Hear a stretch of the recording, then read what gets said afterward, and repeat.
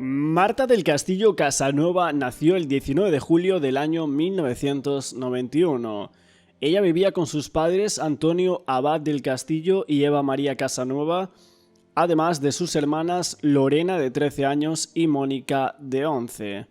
Vivía en la calle Argantonio 3 del barrio de Tartesos, en Sevilla. Sus amigos la describían como dulce, generosa, leal y muy buena estudiante. Le gustaba escuchar a Andy Lucas y tenía un montón de sueños por cumplir, como tantas otras adolescentes de su edad. Se describía a Marta como delgada y medía 1,77 m, de ojos verdes y cabello largo y rubio. Aquel último día iba vestida con vaqueros, jersey blanco con mangas rosas y cazadora de pana negra. Eran las 5 de la tarde del día 24 de enero del año 2009. Y el padre de Marta venía del hipercor cargado de bolsas y se encontró con ella en la puerta de casa. Marta le dio un beso y le abrió la puerta. Antonio le preguntó que a dónde iba y esta le contestó que a Triana. Miguel Carcaño Delgado, de 20 años, exnovio de Marta, estaba al lado con la moto. Don Antonio le miró, ya que no le gustaba nada que su hija fuera en moto. A lo que Miguel le contestó: tranquilo, yo solo estoy de paso. Antonio del Castillo subió a su casa y en esos momentos no sabía que esa era la última vez que hablaría con su hija. Aquí recordamos que Miguel Carcaño Delgado había salido con Marta un par de meses, pero habían roto y ahora Miguel salía con Rocío Pérez, una niña de 14 años que vivía en Camas, y que sería la última persona en ver a Miguel Carcaño antes de que se fuera a Sevilla a ver a Marta, y la primera en verlo después de volver de Sevilla. Por otro lado, la madre de Marta ya sabía que su hija quería ver a Carcaño, según comentan, para aclarar un par de cosas con él. Al parecer, Carcaño estaba obsesionado con Marta y no la había olvidado y quería volver con ella. Luego se fueron al parque en Virgen de Gracia, en el barrio de Santa María de Ordaz, donde llegaron sobre las 6 de la tarde para reunirse con Francisco Javier Marín, alias El Cuco. Y allí estuvieron hasta las 7:15 de la tarde. A las 8:05 de la tarde, Marta y Miguel llegaron en la moto al puente de Triana. Y según lo que se comentaba, a las 8:05 de la tarde, Marta y Miguel llegaron en la moto al puente de Triana, donde ella había quedado con un amigo suyo, Ángel. Estuvieron hablando unos 10 minutos y después Marta y Miguel se dieron media vuelta y fueron al bajo que este tenía en la calle de León 13, donde llegaron a las 8:25 de la noche. Pero ya en este punto de la historia tenemos que detenernos. Si nos vamos a esta noticia del año 2011, nos dice lo siguiente: un amigo de la víctima insiste en que no era Carcaño quien la acompañaba. El testigo y amigo de Marta del Castillo, Ángel, sorprendía a todos los que se encontraban en la sala de vistas de la audiencia de Sevilla al declarar que fue el Cuco y no Miguel Carcaño quien llevó a Marta del Castillo a Triana. Este testigo, Ángel Reina, se había citado con la joven asesinada en la plaza de Altozano sobre las 8:15 de la tarde de aquel 24 de enero. En la sala le preguntan si Marta le había presentado al chico que la acompañaba, y él decía que sí. Me lo presentó como el Cuco. Además agrega que era un chico moreno, delgado y con el pelo corto. Parece muy difícil que alguien recuerde que Marta le presenta a un chico llamado el Cuco y con las mismas características de este, y no a Miguel Carcaño. Incluso se pidió un receso para estudiar la ley de enjuiciamiento criminal para plantear que el testigo pudiera identificar a Miguel Carcaño. Al reanudarse la sesión, Ángel Reina no reconoció a Carcaño como la persona que acompañaba a Marta aquella tarde. ¿Recuerda usted qué le dijo Marta sobre Miguel? ¿Cómo se lo presentó? ¿Como un amigo o...? Miguel no era. ¿Perdón? Me presentó como Cuco, no Miguel. ¿Como Cuco? A mí me presentó, era un chaval morenito, que estaba rapado, canijito. Uh-huh. Me dijo que era Cuco. Entonces Marta no fue con Miguel allí a Triana. No. Pues no hay más preguntas, señoría. Aquí es cuando nos tenemos que ir a los mensajes de Marta del Castillo y el Cuco antes de la desaparición de la joven. A través de Messenger, Marta del Castillo y el Cuco hablaron la tarde en la que la joven desapareció en enero de 2009. Los mensajes eran los siguientes. El Cuco le pregunta a Marta si tiene plan, a lo que Marta le contesta que a lo mejor me voy con los de mi clase a la bolera, no lo sé, ¿tú tienes planes? Y el Cuco le dice, me apunto, ¿puedo? Marta le contesta que sí, por supuesto, a las 6:15 me vienes a llamar, vamos a por estas, hemos quedado a las 6:30. El Cuco había quedado con Marta del Castillo y él se presenta en su casa sobre las 5:45 aproximadamente. Llama al portero y le responde el padre de Marta y le dice que ella no estaba, que había salido. El Cuco se dirige a la plaza, un lugar de reunión habitual de la pandilla, y ahí estaba Marta y Miguel junto con otros amigos que van llegando. Más adelante es cuando siempre se dijo que Miguel y Marta se marchaban a Triana para ver un amigo de Marta, como antes habíamos comentado, y que el Cuco decide irse a un polígono. Ángel y Marta estuvieron hablando 10 minutos y después se dice que Marta y Miguel se dieron media vuelta y fueron al bajo que este tenía en la calle León 13, donde llegaron a las 8:25 de la noche. Sobre la hora en la que Marta llegó al piso de Carcaño, una de sus mejores amigas la estaba llamando al móvil sin cesar, y Marta no respondía. Los investigadores dicen que la joven fue asesinada sobre las 8:30 de la noche. A las 8:05, Marta manda un mensaje a Cristina, una de sus amigas, y los investigadores creen que esa sería la hora de llegada a León 13. Narrado un poco todo el comienzo de todo este tedioso caso, vamos a desgranar la teoría que mucha gente tiene alrededor del caso de Marta del Castillo. La teoría de que todo es un plan gestionado por una persona y que todos están de acuerdo en ejecutarlo. Aunque el cadáver de la joven de 17 años, Marta del Castillo, nunca apareció, la justicia consideró probado que Miguel Carcaño mató a su exnovia aquella noche. He dicho y el cuarto y nos acaloramos, por decirlo así, discutiendo, y en uno de los momentos pues, había un cenicero encima de la mesa del ordenador, lo cogí y le di un golpe. Pero el caso se complicó en extrema por la concurrencia de varios implicados en los hechos. Parece que todos ellos hayan mentido de forma reiterada, ofreciendo varias versiones sobre lo ocurrido, pudiendo haberse tratado desde un inicio de una estratagema.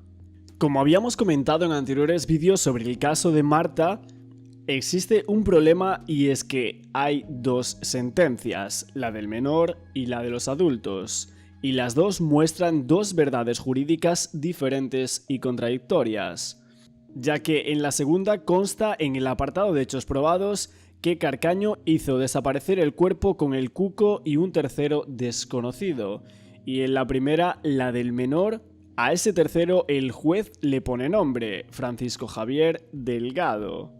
Según las pizarras de los investigadores, el hermano de Miguel Carcaño, Francisco Javier Delgado, estuvo en la escena del crimen, según estas pizarras. En el juicio se dice que Marta del Castillo murió a las 8:40, pero los investigadores detallan que fue sino a las 8:28. El teléfono de Marta, llamada entrante a las 8:28, que dura 3 segundos, el posicionamiento es en León 13 y la llamada es de Cristina. Como vemos por aquí, la cruz certifica el convencimiento de los investigadores de que Marta ya había fallecido a las 8:28. Para reforzar este dato hay que consultar los testimonios de la autora de esta llamada. ¿Qué dijo Cristina del Moral en el juicio? Me lo colgaron y a la siguiente llamada me lo apagaron. Yo llamé a Marta con asiduidad a partir de las 8:15. El teléfono daba señal, pero nadie lo cogía. Unos minutos después, pasadas las 8:20, me descolgaron y me lo colgaron y a la siguiente llamada me la apagaron. ¿Y qué contó Miguel? ¿Coincide con la versión de Cristina?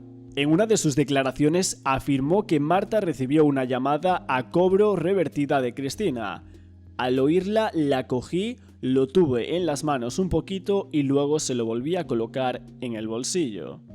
Si nos vamos a las pizarras del caso, vemos que a las 8:30 el hermano de Miguel Carcaño hace una llamada a su novia María García Mendaro a la biblioteca, que tiene una duración aproximada de 3 minutos y medio. Este estando en León 13, como acabo de decir, a las 8:30, cuando se estima que Marta ya estaba muerta.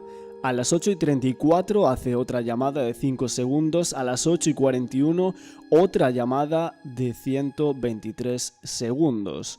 Todas ellas a Mendaro, él estando en León 13.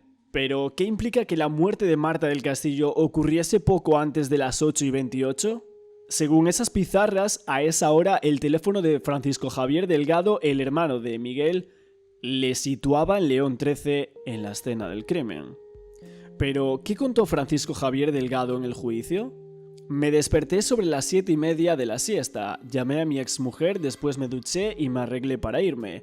A las 8 o 8:30 escuché que alguien entró en la vivienda, desde el baño le di una voz y Miguel acudió al baño, hablamos un poco y cuando salgo del baño tengo una llamada perdida de María a la cual respondo y ella me pregunta si puede venir al piso a estudiar. Le dije que sin problema, que mi hermano acababa de llegar. Y María me dijo que si iba a estar Miguel, ella no iba. Pero dice usted que no salió del cuarto de baño. No, digamos que le di una voz. Lo llamé. Le di una voz. Lo llamé en voz alta. ¿Y Miguel acudió? Y Miguel acudió al baño. ¿Va usted a salir al salón una vez que usted se afeita, se arregla? No, digamos que yo el salón no lo piso ya hasta cuando me marcho. No me muevo de lo que es la zona baño, distribuidor, dormitorio, donde yo... ¿Escucha usted algo? Me refiero, ¿escucha usted a No. su hermano Miguel algún ruido, algo que No, pudiera nada. estar haciendo? No, mientras que yo acabo, mi hermano se está moviendo por la casa, pero no, yo no escucho nada, ¿Y ve usted a otra persona? en absoluto.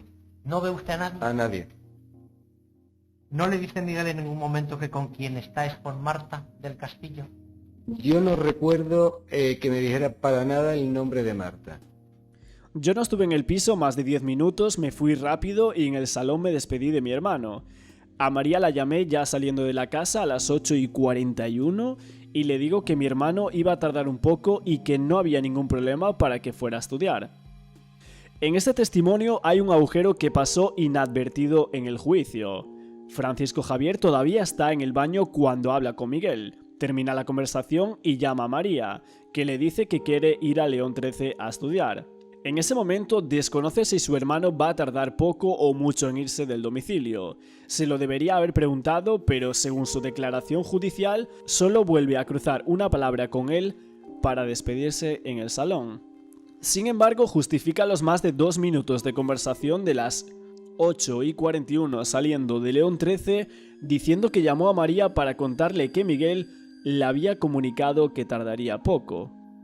Y como yo creía en ese momento que a lo mejor Miguel estaba allí con su pareja y que había ido a tener su momento de relajo, de lo que él quisiera, pues le pedí que él me tendiera la lavadora y así no tenía yo que esperar que terminara, sino me iba ya y lo dejaba tranquilo y...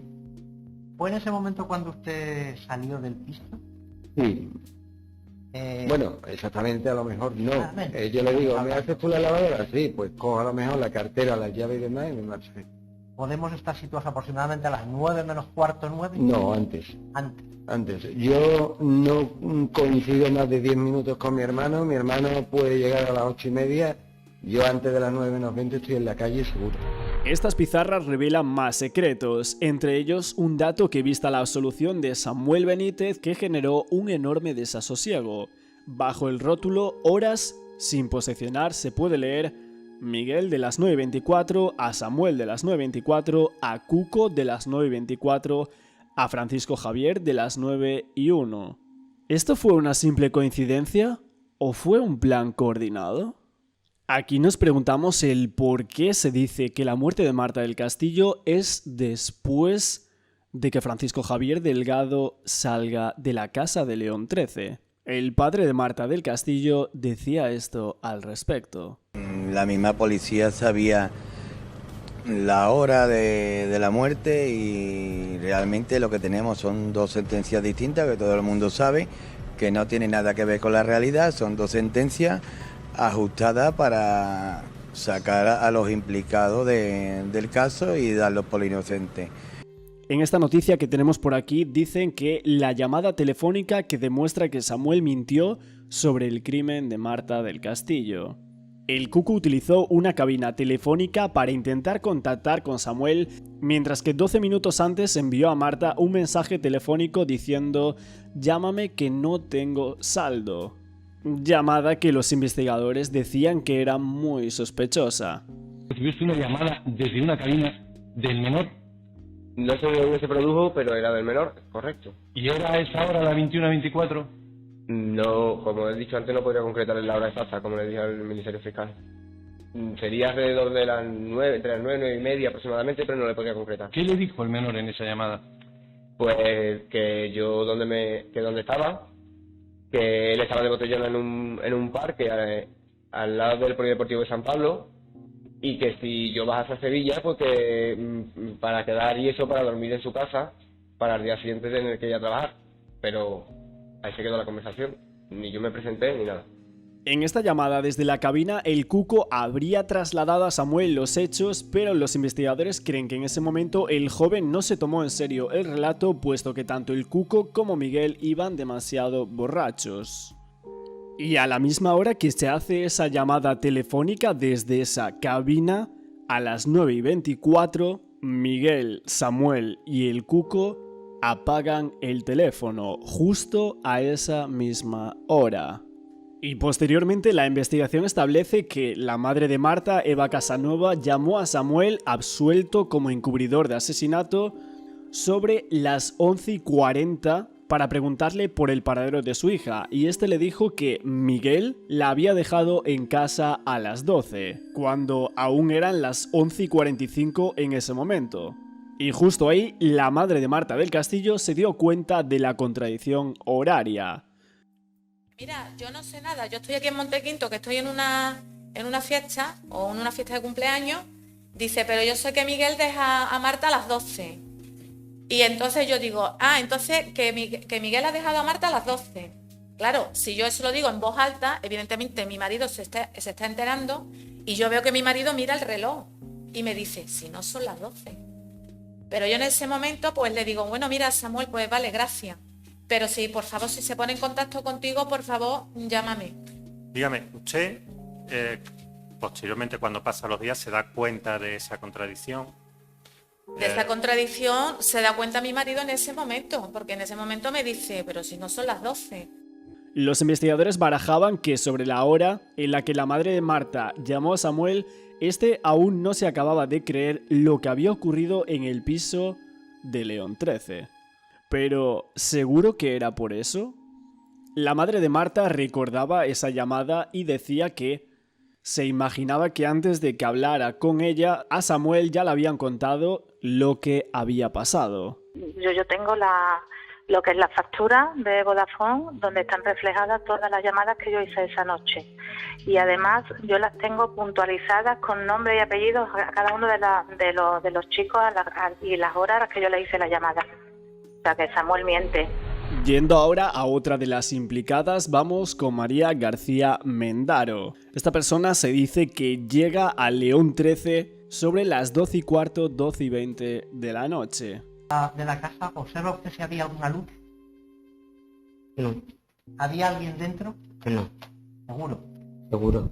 ¿Qué hora estamos? Bueno, seguro que yo lo viese, pero vamos, creo que no. Estamos aproximadamente quizá 12 menos cuarto, 12. Bueno, un poquito más, porque yo a Javier lo dejo a las 12 menos 10, mientras que llego y no llego serán 12:15, que no sé cuánto tarde. Yo a Javier lo dejo a las 12 menos 10, pues no sé, 12:15 por ahí o 12:30. Sobre las 12:30 y 12:50, Antonio del Castillo, el padre de Marta, va a León 13 y empieza a aporrear la puerta. Allí no hay nadie. Incluso tenemos una llamada a las 12:50 de Antonio del Castillo a Eva Casanueva, desde León 13 para que ella le informe del piso. Si nos vamos por aquí a esta noticia, Antonio del Castillo reitera que cuando fue a la casa de Miguel Carcaño, allí no había nadie.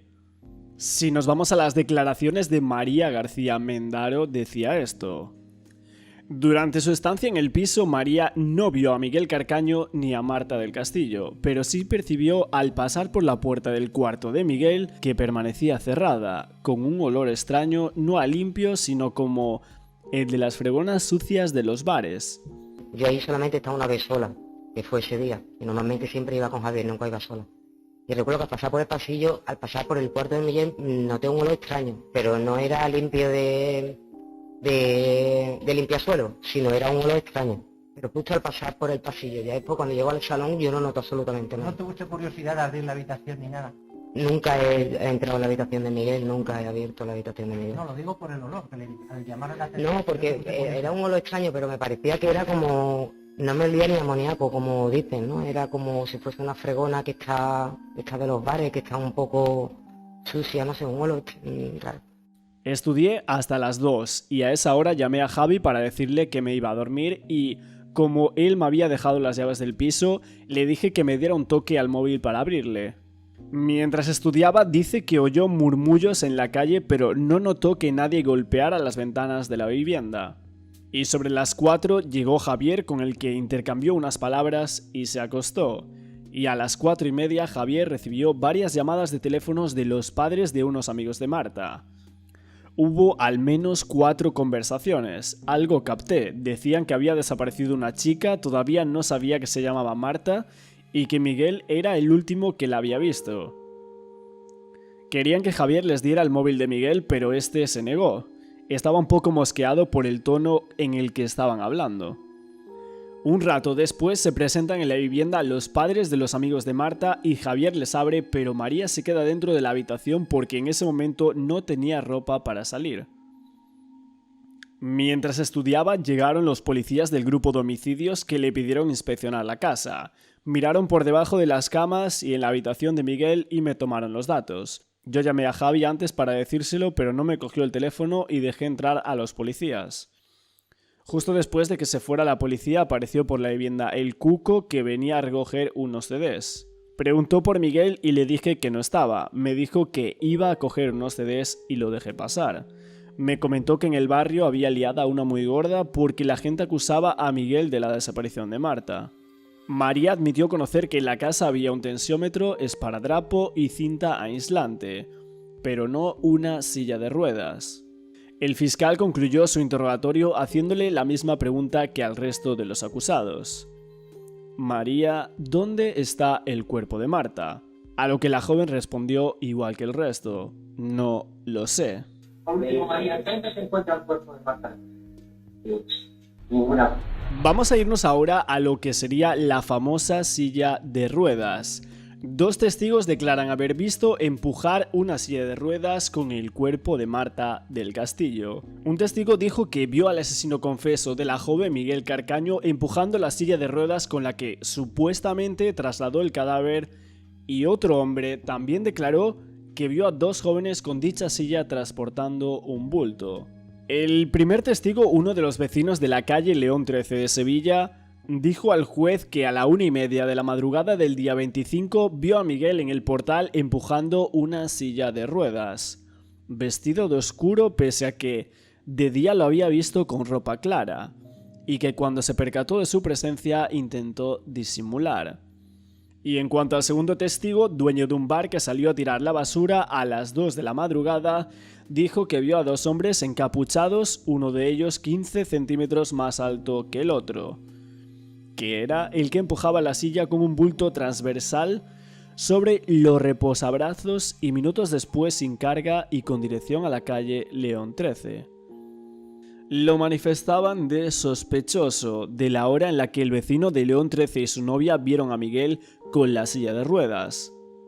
Los investigadores se centraban en este punto pensando que a esas horas, sobre la 1 o 2 de la mañana, que es cuando los testigos dicen haber visto a Miguel con esa famosa silla de ruedas, es cuando ahí sacaron el cadáver de Marta del Castillo. Si esto es así y cuando sacaron el cadáver es a esas horas, según las declaraciones de María García Mendaro, ella estaría en el piso cuando esto sucede.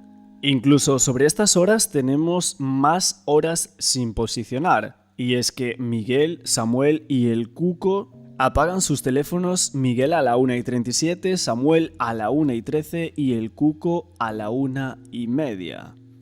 Horas en las cuales este testigo los había visto, además del otro testigo que dice haberlos visto cuando estaba viendo un programa de coplas de Canal Sur.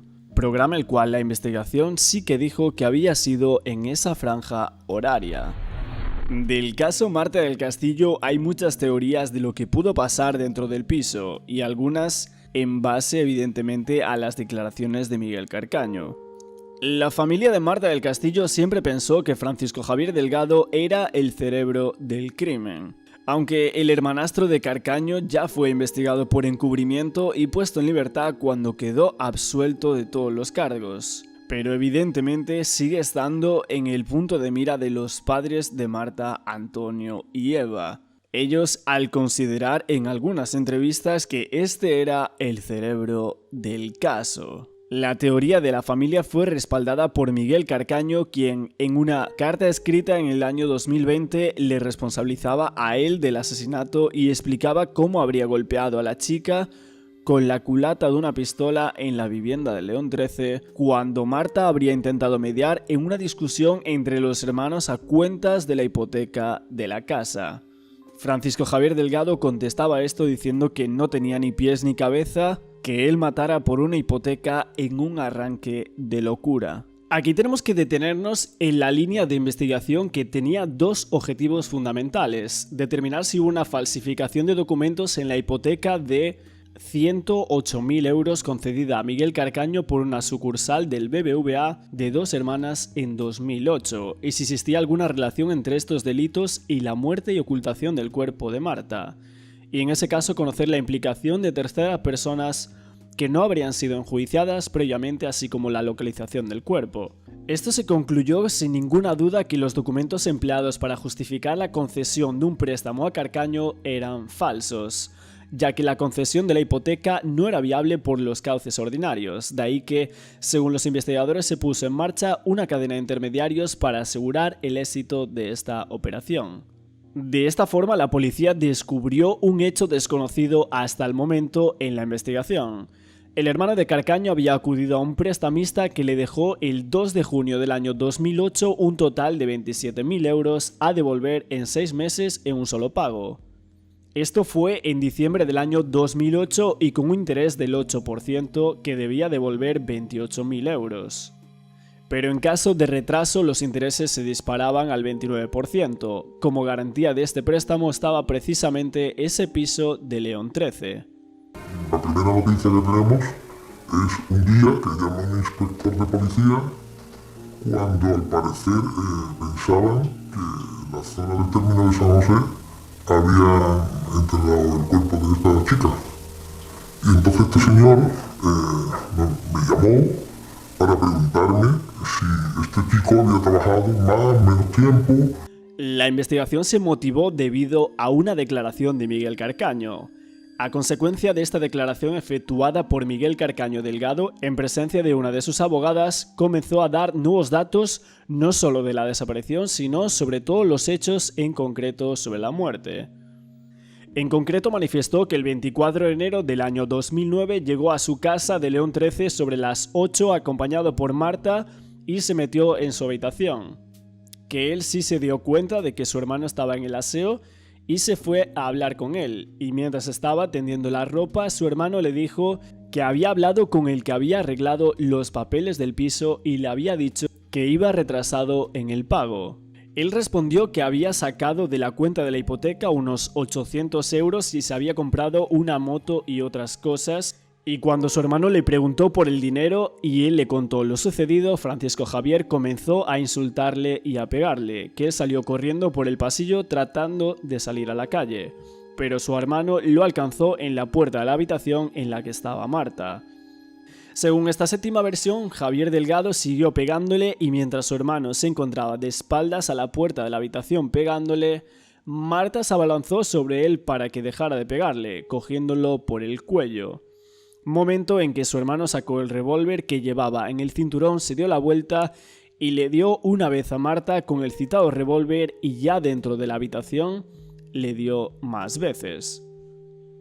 Carcaño añadió que fue su hermano el que dijo que cogiera el tensiómetro, que él se lo puso y que marcó 0. Su hermano le dijo que lo llevara a su casa, se fue al salón a hablar por teléfono y a continuación lo llevó con la moto hasta su casa de la calle Tarsis, dejándolo entre la puerta de acceso y el garaje, y él, siguiendo las indicaciones de su hermano, regresó a León 13. Poco después de esto llegó su hermano a León 13 y se fue a la habitación, momento en el que sonó el porterillo, él abrió y entró Francisco Javier García Marín, conocido como el Cuco. Y él terminó manifestando que el único que podía desvelar dónde se encontraba el cuerpo de Marta del Castillo era su hermano. Pero a esta declaración de Miguel Carcaño no se le dio ninguna credibilidad. ¿Pero hay alguna declaración de los implicados o de los testigos que se acerquen a esta última versión de Miguel Carcaño o a esta teoría alternativa del caso? De hecho, sí, tenemos que ir a las declaraciones de Rocío. Volviendo atrás a Rocío, la menor de Camas, que mantuvo una relación sentimental con el autor confeso del crimen, ella declaró y aseguró que la madrugada del 25 de enero del año 2009 Miguel Carcaño le confesó que, tras una discusión, golpeó a la víctima con un cenicero y una vez estaba en el suelo, entre él y su hermano Francisco Javier Delgado la golpearon y tras lo cual se deshicieron del cadáver ayudados de unos más. Incluso Rocío había declarado esto. Miguel me dijo que había discutido con Marta esa tarde y que su hermano también estaba en casa y que en un momento dado le dio un golpe con el cenicero y una vez en el suelo, él y su hermano la golpearon.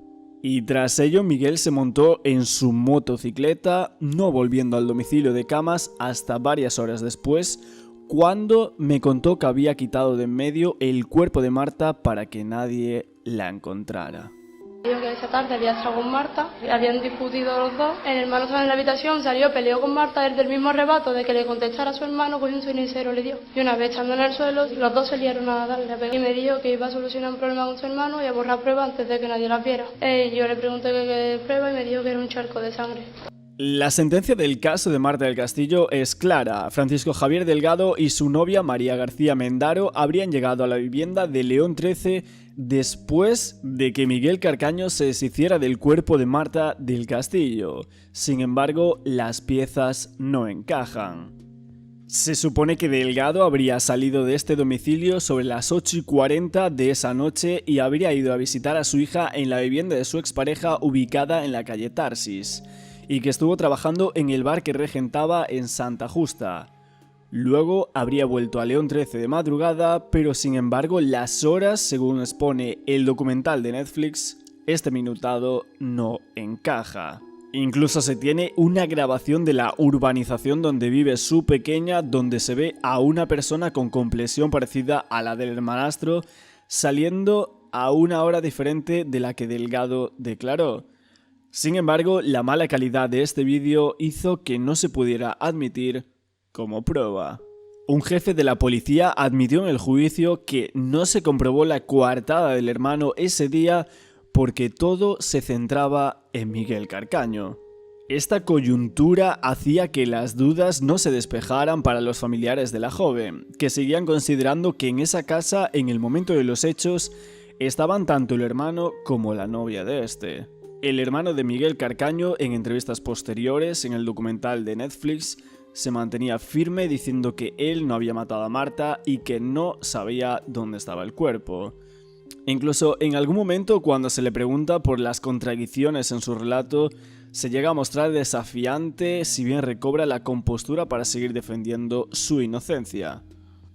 Incluso en algún momento, cuando se le pregunta por las contradicciones en su relato, se llega a mostrar desafiante.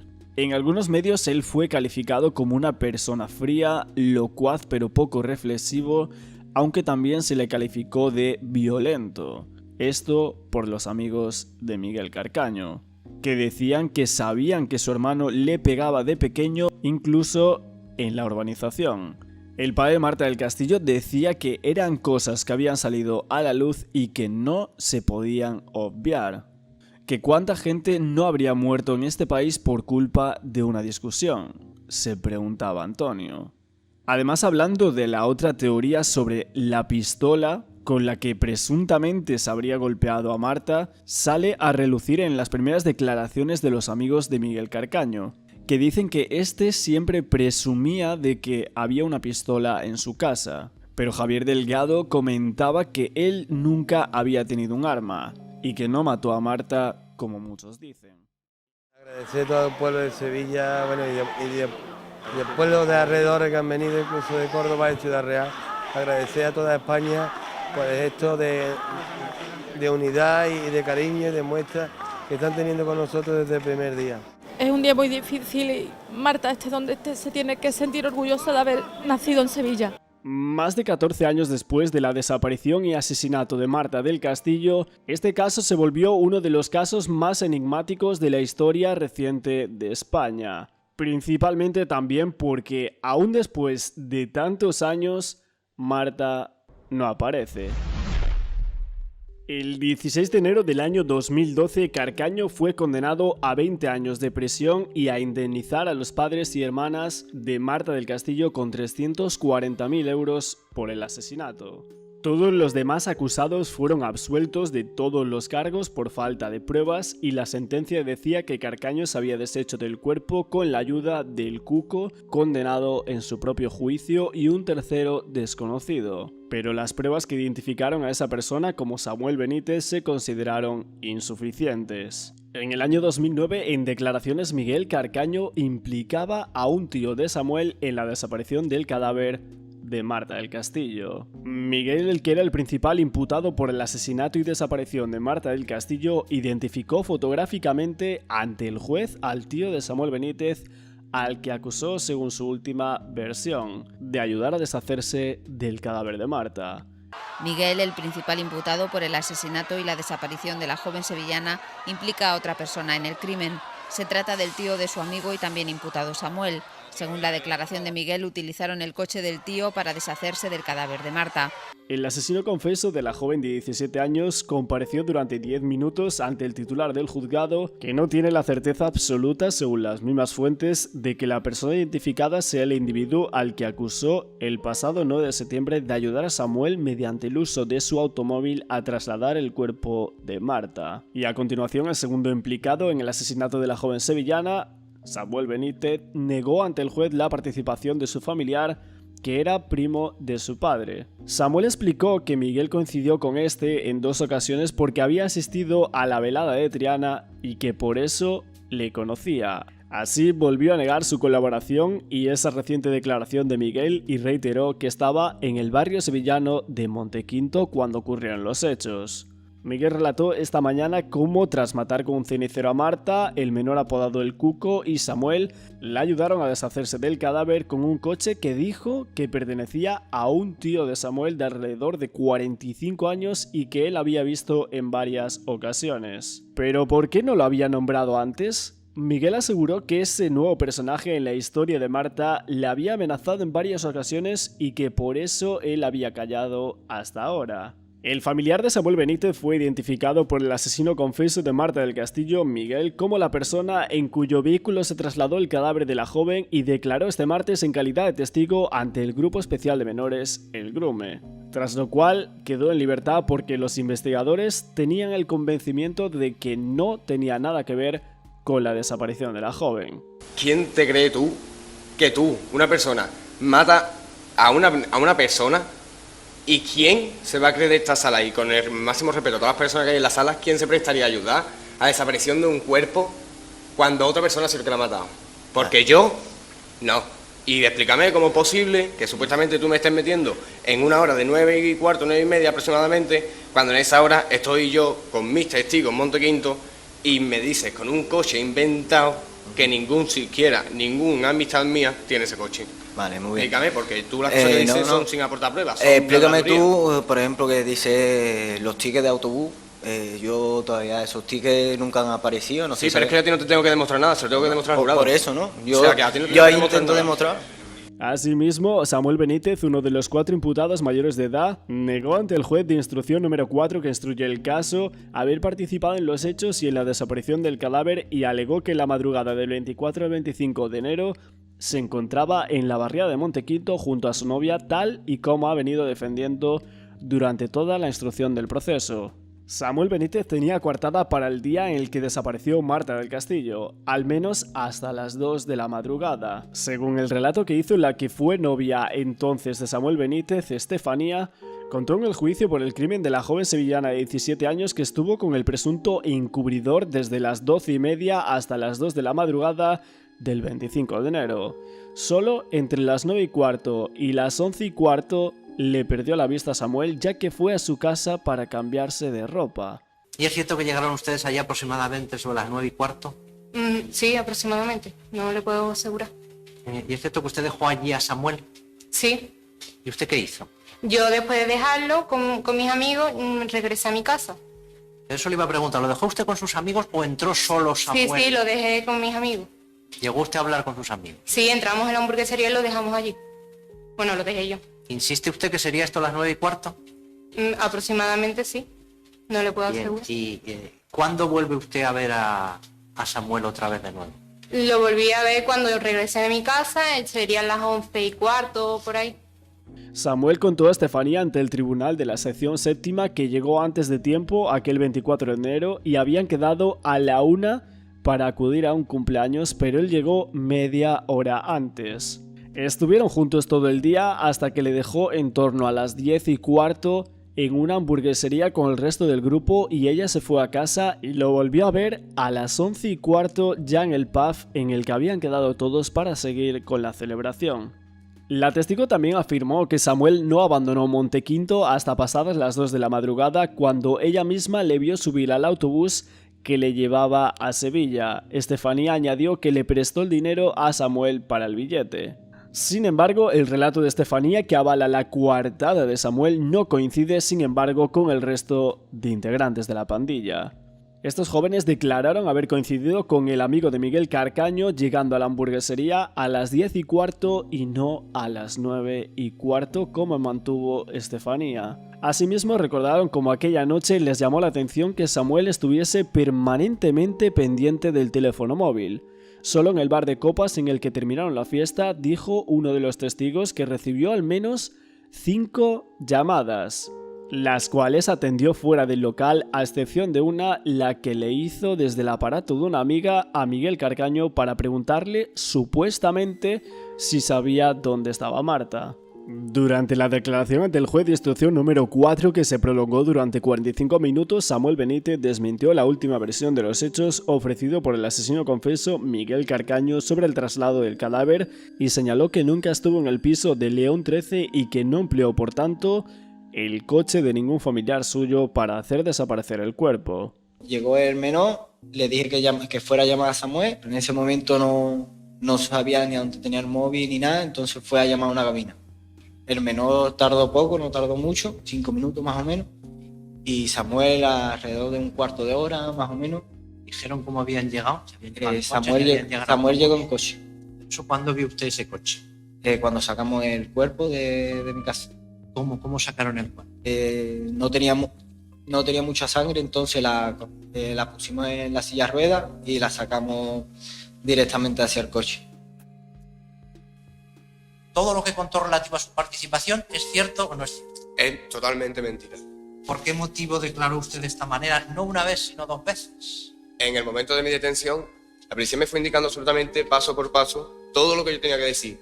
Y bajo un agarrón de cuello, bajo golpes que me daban en la cara y en el pecho, ya me estaban diciendo que o me inculpaba o irían a por mis padres e irían a por la que entonces era mi pareja Estefanía. Por su parte, el juicio de El Cuco comenzó el 24 de enero del año 2011. El juez que lo presidía era Alejandro Bián. El Cuco fue acusado de violación, asesinato y delito contra la integridad moral por haber impedido que Del Castillo fuera sepultada. Alegó inocencia y afirmó no saber la ubicación del cuerpo, culpando a sus 4 confesiones anteriores de haber ocultado el asesinato a las presiones de la policía. El 24 de marzo del año 2011, el Cuco fue declarado culpable del delito de encubrimiento y condenado a 3 años de prisión para menores y 1 mes de libertad vigilada. El veredicto permitió que el internamiento pasado del Cuco se contara como parte de su sentencia, lo que significaba que sería liberado menos de un año después de su juicio. Fue declarado inocente de los cargos de violación y asesinato y no estaba obligado a pagar los gastos incurridos durante la búsqueda fallida del cuerpo. El veredicto causó polémica porque se basó en la identidad de Carcaño como autor principal, aunque esto no estaba probado ya que el propio juicio de Carcaño no había terminado. El 14 de noviembre del año 2010, ese día Francisco Javier García el Cuco esperaba ser juzgado por su implicación en los hechos y era detenido en un control de la Policía Nacional en la autopista que unía Cádiz y Sevilla. El menor, que en ese momento tenía 16 años y estaba en un piso tutelado de una localidad gaditana, se encontraba a 26 kilómetros de la capital andaluza.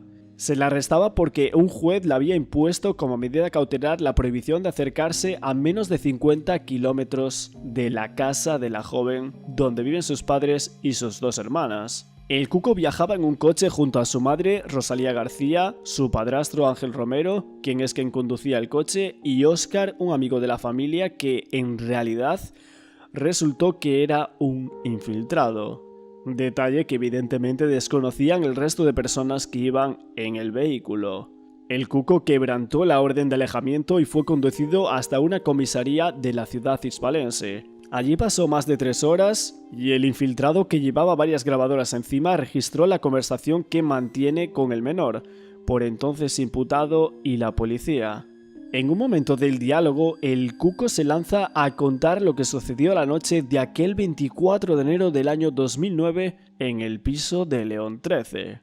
El Cuco en el juicio admitió que no puso un pie en esa casa, pero en estas grabaciones admite que acudió al inmueble de León 13 aquella noche, que llevaba droga encima, que al llegar vio muerta a Marta del Castillo y que en la vivienda estaban Miguel Carcaño, su hermano Francisco Javier Delgado y una mujer.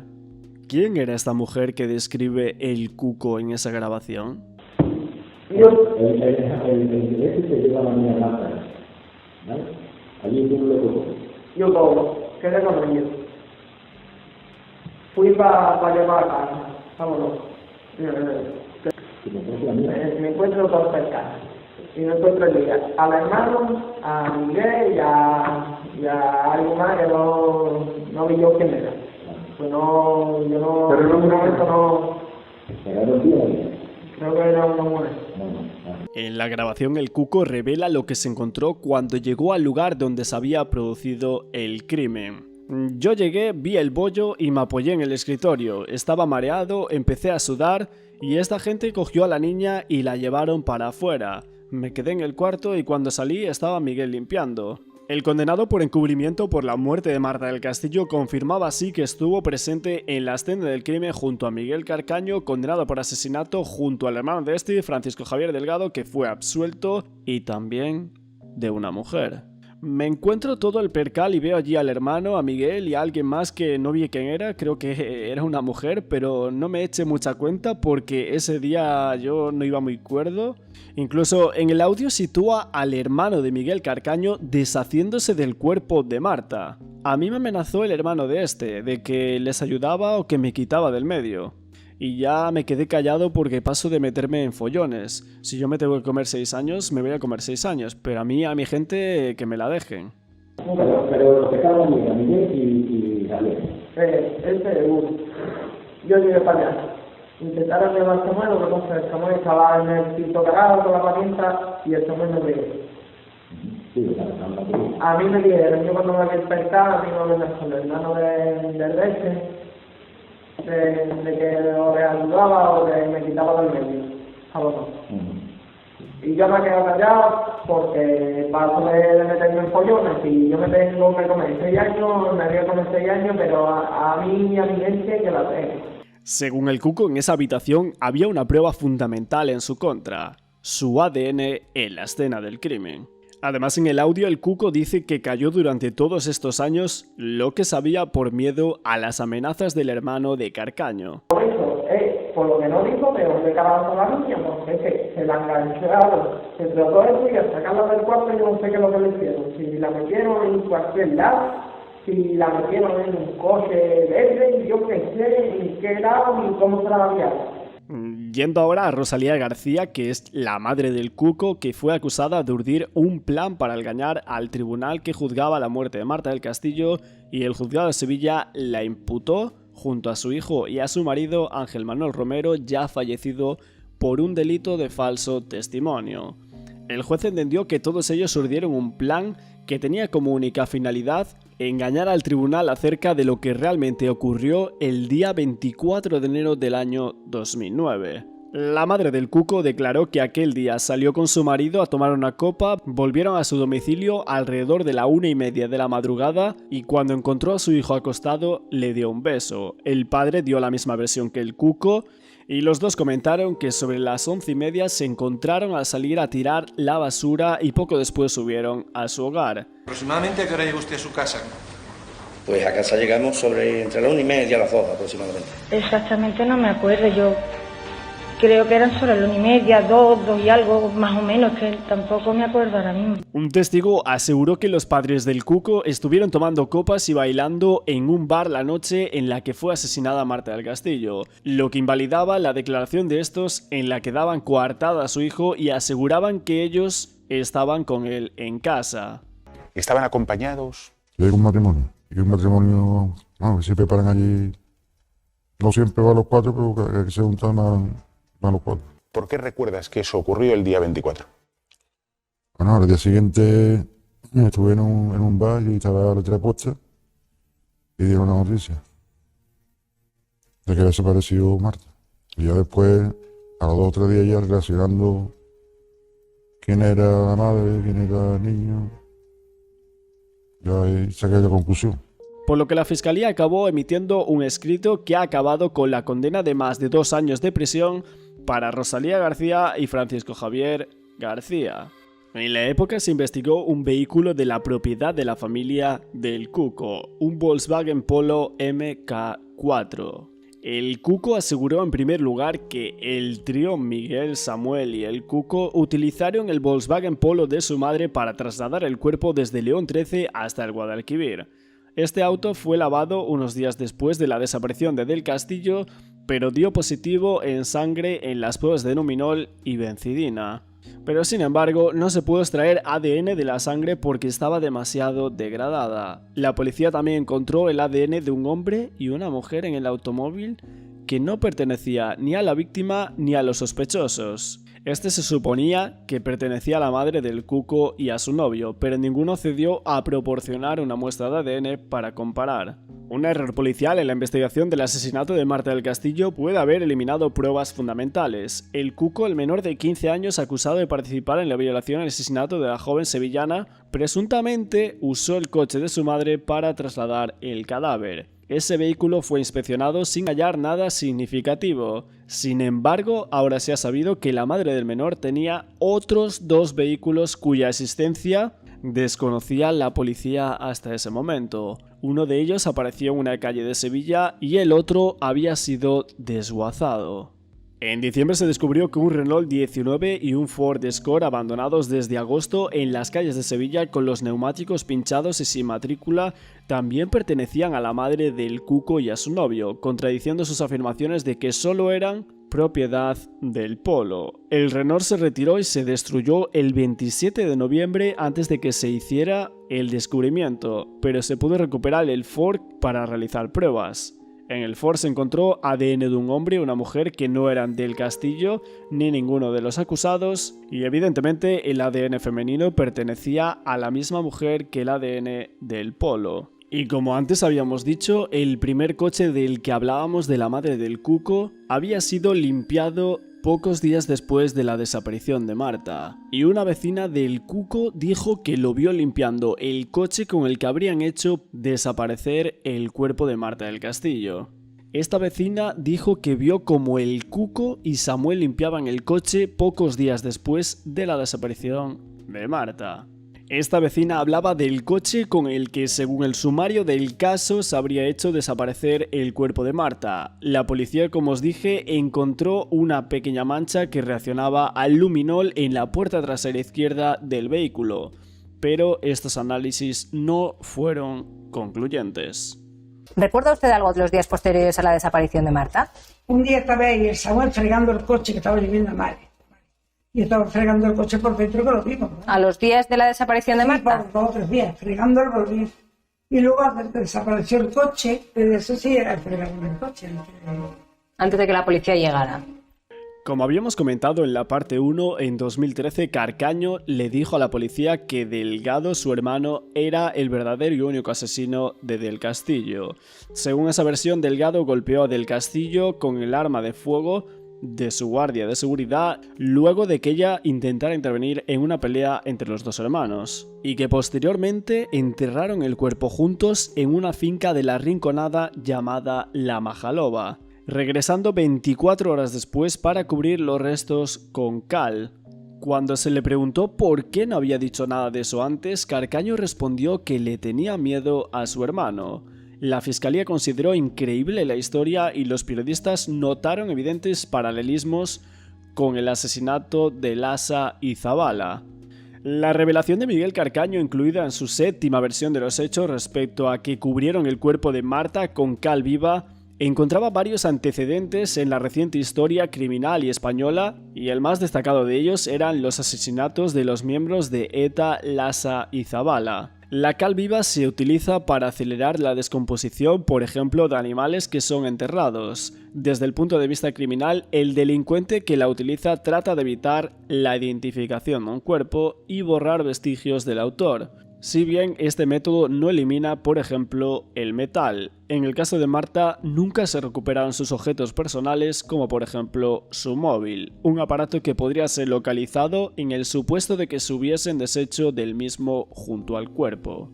En el caso de Lasa y Zabala que estamos comentando, los cuerpos fueron recuperados en enero del año 1985, pero no fueron identificados hasta el año 1995, debido a que los cuerpos habían sido enterrados en cal viva, lo que en un principio dificultó su identificación. Siguiendo con Francisco Javier Delgado, desde las 9 hasta las 12 de la noche apaga su teléfono o lo tiene sin posicionar, pero además desde las 12 hasta las 2 de la mañana también lo tiene sin posicionar. La versión de Delgado siempre ha sido que ese sábado estuvo hasta las 11:30 en casa de su exmujer y que de allí fue a trabajar en el bar que tenía entonces. Del local salió sobre las 3 de la mañana y paró a tomar algo en otro bar cerca del piso de León 13, a donde no llegó, según su relato, hasta las 4 de la madrugada. Cuando usted sale del piso, ¿hacia dónde se dirige? Voy a la parada del 2 más cercana al domicilio de León 13 para coger el autobús y dirigirme a Tarsi, que es donde había quedado para ver a mi hija. Es cierto entonces que usted había quedado con su exmujer Rosa, ¿no? Exacto. Llegaría sobre las 9, perdón. ¿Recuerda usted haber realizado una llamada a Rosa desde su teléfono? ¿A las 9 aproximadamente? Sí, yo llego a la casa, llego allí a Tarsis porque yo seguía teniendo llaves del domicilio que había tenido conyugalmente con ella y no está. Entonces la llamo por teléfono estando allí y me dice que viene en el autobús número 20 y que va a tardar en llegar 5 minutos. Efectivamente tardan poco más de 5 minutos en llegar. Que usted tenía llaves entonces de la casa de Rosa. Sí. Y interpreto también que usted estuvo solo unos 5 minutos. Sí, aproximadamente sí. Pero esta trama tiene muchos agujeros. Desde el primer capítulo, el posicionamiento de su móvil le sitúa en León 13 a una hora en la que Marta ya se cree que ha fallecido. Pero es que al último nadie le comprobó si en efecto estuvo en ese último bar antes de llegar al piso. Y lo mismo ocurre con los puntos intermedio, en especial con 2, el piso de su ex y su propio bar. Pero en estas horas hay un testigo clave: el taxista. Un taxista dice que trasladó en la madrugada del 25 de enero del año 2009 al hermano del autor confeso del crimen de Marta del Castillo desde la calle Luis Montoto hasta León 13, donde se produjo el crimen. Además aseguró que está 100% seguro de que la persona a la que trasladó esa noche fue Francisco Javier Delgado, con lo que da fuerzas a la versión mantenida por las acusaciones en cuanto a que Francisco Javier Delgado participó en las tareas para hacer desaparecer el cuerpo de la joven. El taxista relató que fue sobre las 12:15 y 12:30 del 25 de enero cuando una persona requirió sus servicios en la confluencia de las calles Luis Montoto y Juan Antonio Cabestany, y le pidió que lo trasladara hasta León 13. El hombre que se montó en el vehículo estaba bien pelado, estilo militar, pelo canoso y barba de unos días sin afeitar. Él dice que esa fue su última carrera de la noche, el último viaje que hizo ese día. Que coja un cliente en la avenida de Luis Montoto con la avenida de Juan Antonio Cabestany y lo llevo a León 13. Me da las buenas noches y que si lo podía llevar a León 13. Hablamos de cómo se estaba poniendo la noche, se estaba poniendo muy mala la noche. Él era escueto, pero contestaba. Sé que era entre las 12 o 12:30. Respecto a la vestimenta que llevaba el hermano de Carcaño, el taxista dijo que vestía con ropa oscura y una chaqueta con doble bolsillo, a lo que se sumaba que portaba una bolsa de plástico bien anulada que se volcó cuando enfilaba en la curva para entrar en León 13. En la declaración de este testigo, aseguró que en la bolsa había botellas con líquido. Dice que no hubo conversación durante todo el trayecto y, según ha puesto de manifiesto el taxista, quien añadió que una vez llegaron a León 13, donde había aparcado un coche en doble fila, con el motor apagado y sin ningún ocupante en su interior. El cliente, que tenía la voz muy ronca y una mirada profunda, le dijo que lo dejara a la altura del bloque número 70 y pico y que entró en la casa donde pasó lo de Marta. Asimismo, señaló que al día siguiente un compañero le dio una fotografía de la víctima para que la pusiera en su coche y posteriormente escuchó que el último sitio donde se había visto a la víctima era León 13. Tras ello, vio en televisión imágenes de León 13 y de una persona detenida que salía de la vivienda y dice que la primera impresión que le dio es que era él. Él dice que estaba seguro desde primera hora que era Francisco Javier Delgado la persona que llevó en su coche. Y cuando dice usted que lo ve salir detenido, ¿usted identifica a esa persona como la que trasladó o no lo identifica en ese momento? Sí, a mí la primera impresión que me da que es la que yo llevo en el coche. Pero la primera impresión a qué se refiere, ¿que no está seguro del todo o está seguro? Sí, yo estoy seguro completamente de que desde primera hora de que es él la persona que yo llevo en el coche, pero... Al ver unas imágenes de televisión, comentó a su mujer que a ese hombre lo había llevado en su coche la madrugada del crimen. Idea que ratificó también por una verruga o mancha que presentaba el cliente en el rostro y que el taxista reconoció. No fui inmediatamente a la policía porque mi mujer me dijo que ya estaba detenido y en ese momento pues no le dimos importancia. Pero una vez escuché su voz en el juicio y la reconocí al 100% como la persona que trasladé esa noche, acudí a la policía. El detonante definitivo para reconocer a Francisco Javier Delgado fue cuando esta persona, al salir del juzgado, fue increpado por alguien que le quitó el gorro y entonces se le vio el rostro y el taxista le reconoció como el pasajero al que llevó a León 13. En su declaración ante el juez, el hermano de Miguel Carcaño declaró que llegó a este domicilio en torno a las 4 horas. Sin embargo, el taxista le situó allí en torno a las 12:30.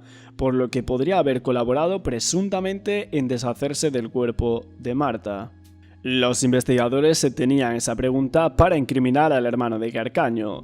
¿De dónde estuvo esas horas sin posición desde las 12 hasta las 2 de la madrugada? Pero hay más.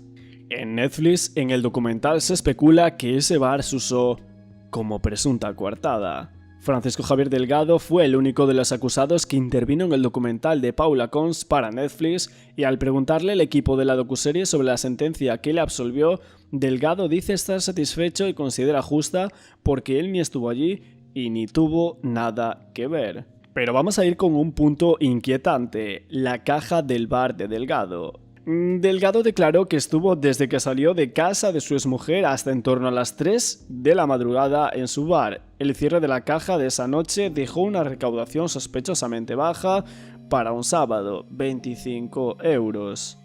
Delgado explicaba que era un bar ruinoso. Pero en el documental, extractos de llamadas telefónicas demostraban que, aunque en términos generales no fuese demasiado bien el bar, la recaudación de una noche ascendía normalmente a varios cientos de euros, no a 25.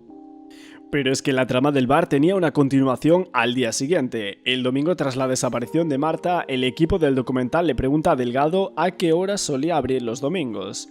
Él responde que para la hora del café o así suele estar abierto.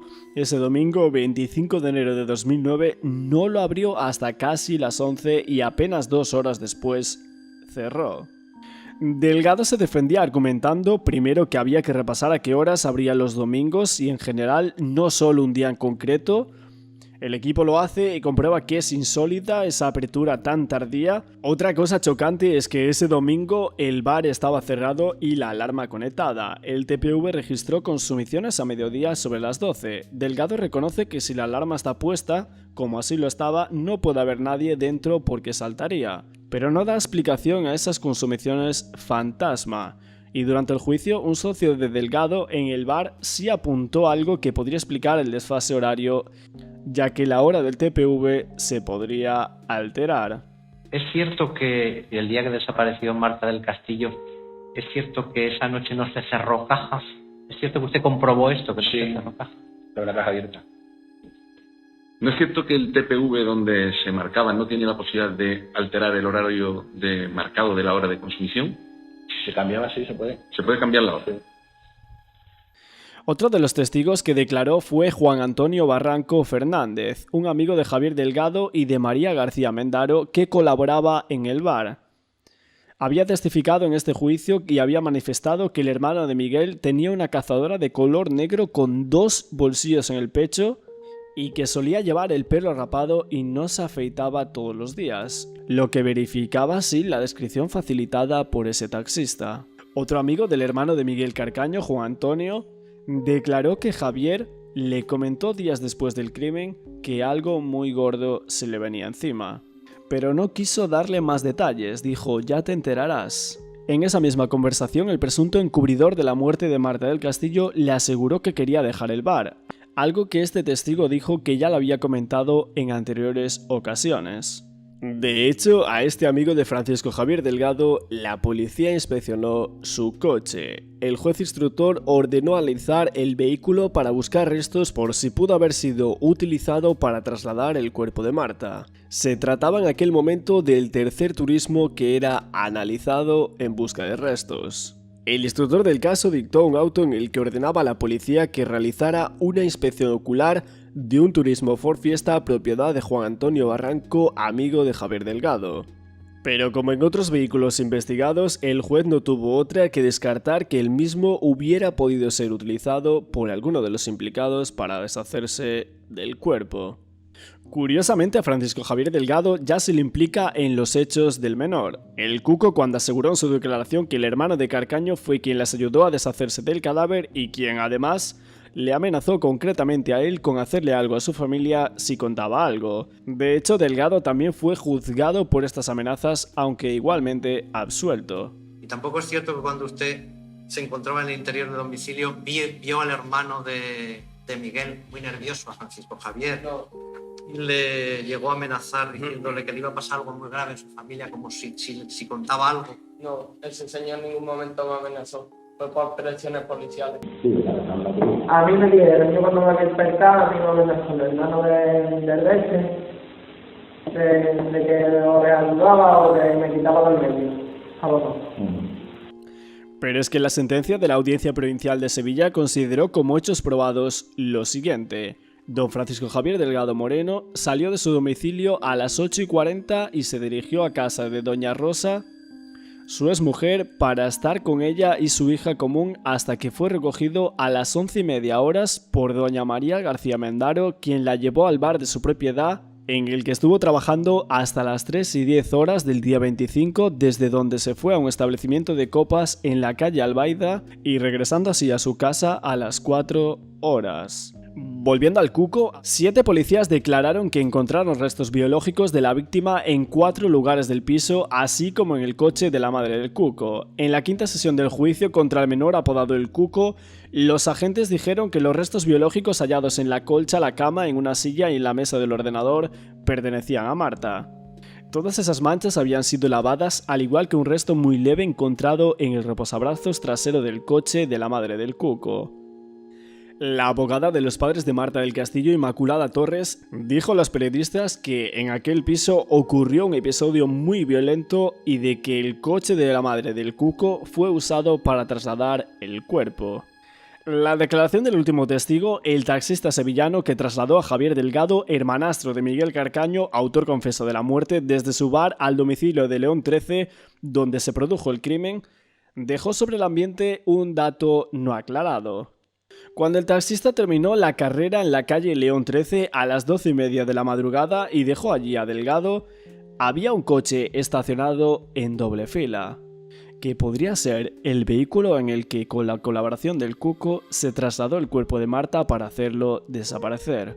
Pero sin embargo, el taxista, testigo de la fiscalía, no recordó la marca ni color del vehículo junto al que aparcó su coche la noche del crimen.